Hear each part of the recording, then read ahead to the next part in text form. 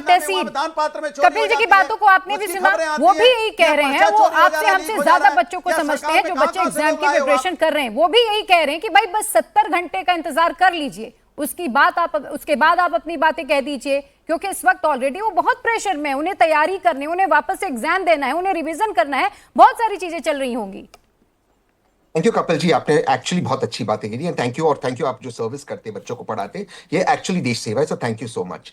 कपिल जी, बिल्कुल मैं आज राजनीति नहीं करूं, नोटबंदी पे राजनीति नहीं करूं, मैं पॉलिटिशियन हूं, ये मेरा कर्तव्य है आवाज उठाना, मेरा कर्तव्य इस पे क्रैकडाउन करना। कपिल जी, आप भी जानते हो Telegram is a stupid move. Signal सबसे प्राइवेट वाला जो आपका ऐप है वो है सिग्नल, उसके बाद है सिंपल एक्स, उसके बाद है थ्रीमा के आपको वीपीएन भी नहीं मिलते, you can do it through fake VPN.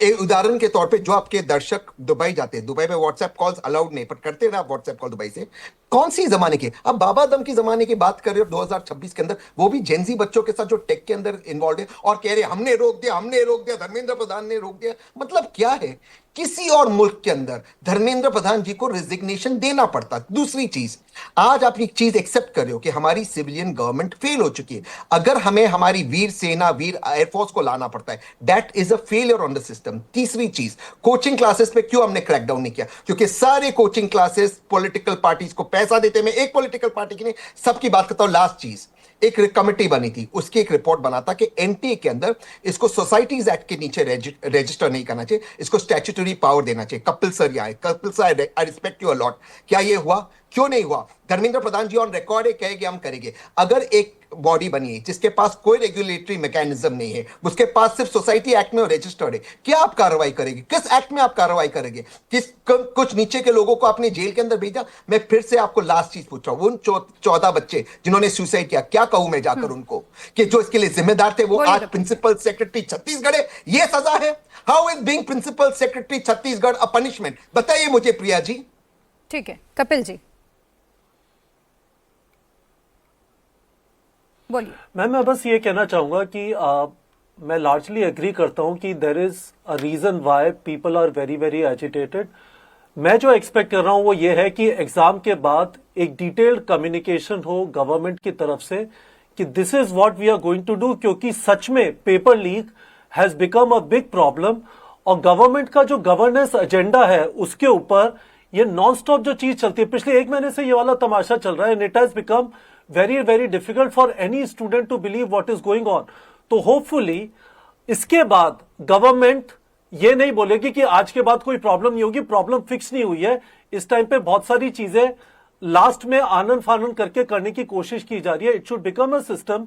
16 से 25 साल की उम्र में हर जना इंडिया के अंदर, हर युवा कोई ना कोई एग्जाम लिख रहा होता है, पहले कॉलेजेस में एडमिशन के लिए और उसके बाद किसी ना किसी जगह पे नौकरी के लिए।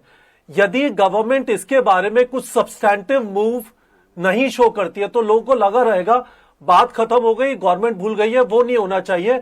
सिग्निफिकेंट एक्टिविटी दिखनी चाहिए 21 जून के एग्जाम के बाद, and all concern should be led to. मुझे तो ऐसा लगता है कि इलेक्शन कमीशन में जैसे टीएन सेशन ने इलेक्शन कमीशन को बिल्कुल बदल दिया था, उसी तरह से कॉन्स्टिट्यूशनल पावर्स देके सीएजी, ईसी जिस टाइप के चीफ विजिलेंस कमीशन, इस टाइप का टेस्टिंग बॉडी बनानी चाहिए। इतने सारे एग्जाम होते हैं, इमेजिन करिए जस्ट नीट का बजट 400 करोड़ का है, एग्जाम कंडक्ट कराने में उतना खर्चा होता है, तो उस टाइप की सीरियसनेस दिखनी चाहिए। शायद वो सीरियसनेस एग्जाम्स को लेके अब तक उतनी नहीं रही है जितनी होनी चाहिए। ठीक है, 10 सेकंड में तहसीन, इसके बाद मलूक नागर जी। 10 सेकंड। कपिल सर बिल्कुल सही कह रहे हैं, ये रिकमेंडेशन था एनटी को रेगुलेटरी पावर्स देना, आपने उसको सोसाइटी एक्ट में डाल दिया। कैसे आप एक्शन लोगे? 2 दिन की जेल होगी, 2 महीने की जेल होगी, फिर कोई बड़ा आदमी बन जाएगा प्रिंसिपल सेक्रेटरी। ये प्रॉब्लम है, इस प्रॉब्लम को उठाना मेरा काम है। मलूक जी, समाधान क्या है? आखिर समाधान क्या है सर?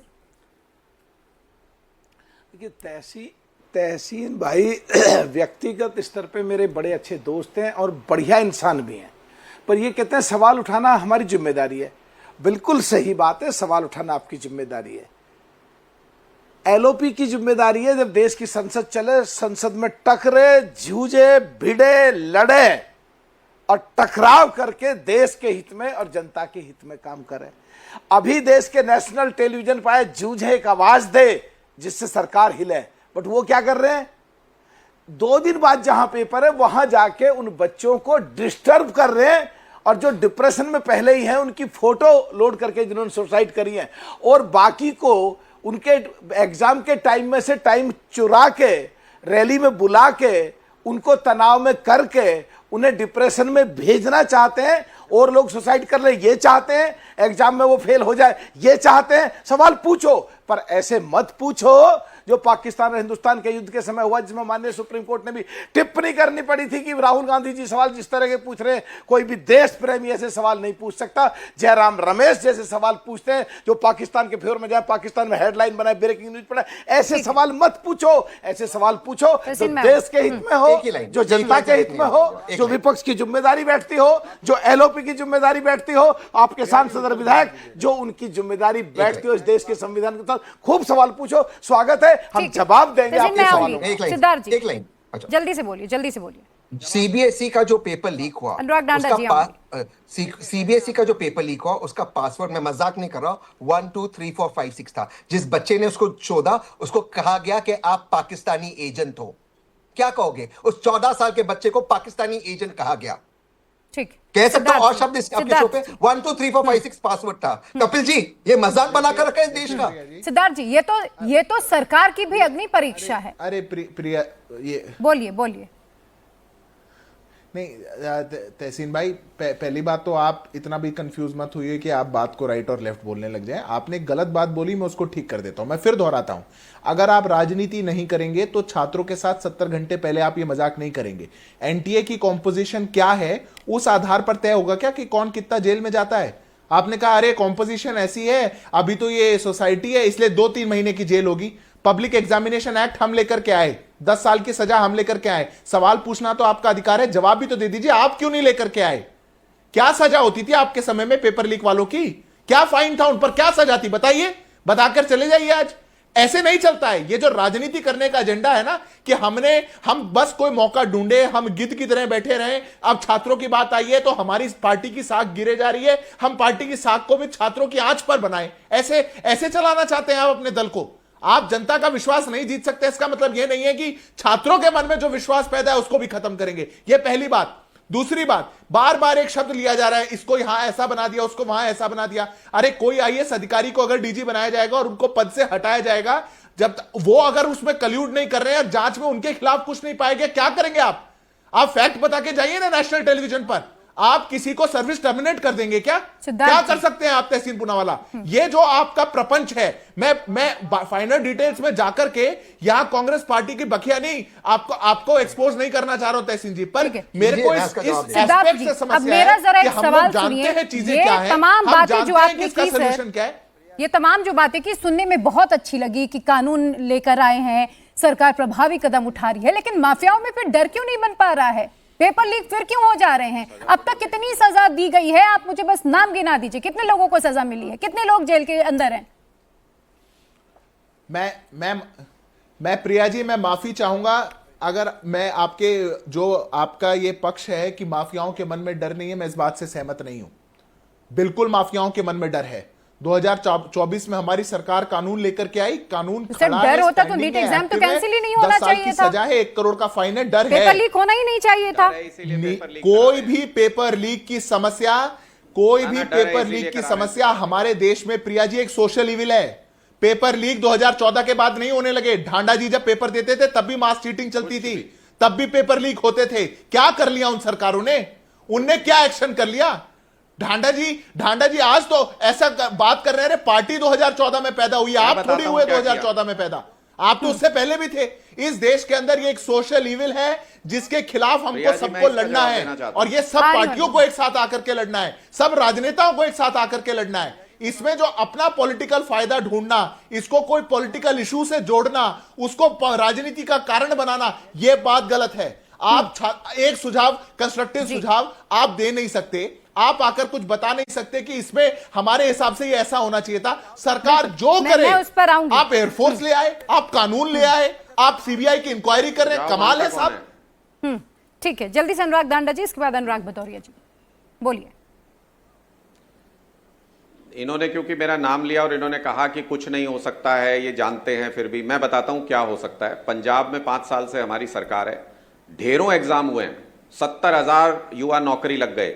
अगर एक केस सिद्धार्थ जी आज आपके चैनल पे बता जाएं जहां हमारे यहाँ पेपर लीक हुआ हो, जहां हमारे यहाँ कोई पेपर कोर्ट में चला गया हो किसी एनोमली की वजह से, एक केस सिंगल अगर बता दें, अगर डिटर्मिनेशन हो सरकार में, सवाल ही पैदा नहीं होता कि पेपर लीक हो जाए। सिद्धार्थ जी खुद ही कॉन्फिडेंट नहीं है, ये खुद कॉन्फिडेंट नहीं है कि पेपर लीक नहीं होगा 21 तारीख का, वरना ये कह देते कि अगर पेपर लीक होगा तो धर्मेंद्र प्रधान को हटा देंगे। ये कह ही नहीं सकते और उनकी पार्टी क्योंकि इनको कॉन्फिडेंस नहीं, इनको पता है कि पेपर लीक हो रहा है, इनको पता है कि इस बार भी पेपर बेचा जाएगा, टीचर एग्जामिनेशन पता है कि इस बार भी paper बेचेगी Bharatiya Janata party, paper करवाएंगे नहीं, नौकरियां भरवाएंगे नहीं।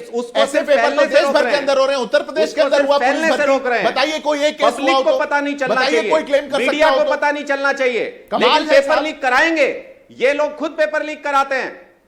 राम मंदिर के अंदर चोरी कैसे हो सकती है? ये खुद ये है कराते हैं राजनीति। भारतीय जनता पार्टी के लोग। जनता सपोर्ट करती नहीं, कोई वोट देता नहीं, ये खुद जाकर के कुछ भी अनर्गल बोलने लग जाओ, इसीलिए वोट गिरता जा रहा है। अनुराग ठाकुर धर्मेंद्र प्रधान को आप हटा जैसे देंगे लोग 21 तारीख को एक पेपर बून लीक है हुआ इस तो। देश के लिए, आप बोल क्योंकि के आप जाओ। केजरीवाल जी को आप और अभी उनकी बोलो पार्टी को कि निपटाते 21 तारीख जाएंगे। को पेपर लीक हुआ जैसा था, नेता धर्मेंद्र विधानसभा प्रधान में जी, वैसा अगर चेहरा। पंजाब आप में अभी पेपर बोलो लीक नहीं नहीं है। हो नहीं, रहा आप अभी तो बोलिए इसका सिद्धार्थ मतलब जी। ये है क्या कि सारे अरविंद बच्चे केजरीवाल आपको जी देख आएंगे और रहे हैं। बच्चों को डराना लाखों शुरू युवा कर आपको देंगे, देख कह रहे देंगे हैं। भाई आप आप सड़कों बोल के पर उतरिए, जाइए। एग्जाम रहने दीजिए, आइए सड़क पर उतर जाइए, तभी सरकार सुनेगी। इसका ये मतलब निकालेंगे। बिल्कुल सड़क पे उतरना पड़ेगा। सड़क पे उतरे बिना धर्मेंद्र प्रधान इस्तीफा नहीं देगा।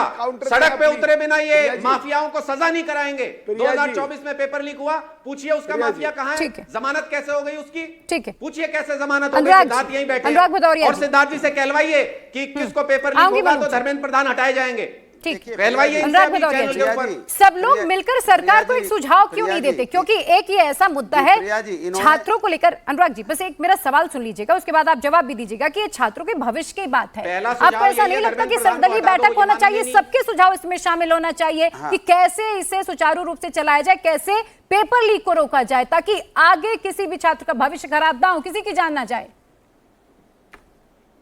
उसमें प्रधानमंत्री आएंगे नहीं सर्वदलीय बैठक। प्रिया जी देखिए, सवाल यह है जो आपने पूछा, मैंने सुझाव दिया, लेकिन सुझाव इनके बीजेपी के प्रवक्ता सुनना नहीं चाहते। ये तो कह रहे हैं कि आपने जाके वहां पे छात्र, आपने क्या मोटिवेशनल के लिए कोई मोटिवेशनल लेक्चर वहां रखा छात्रों के लिए?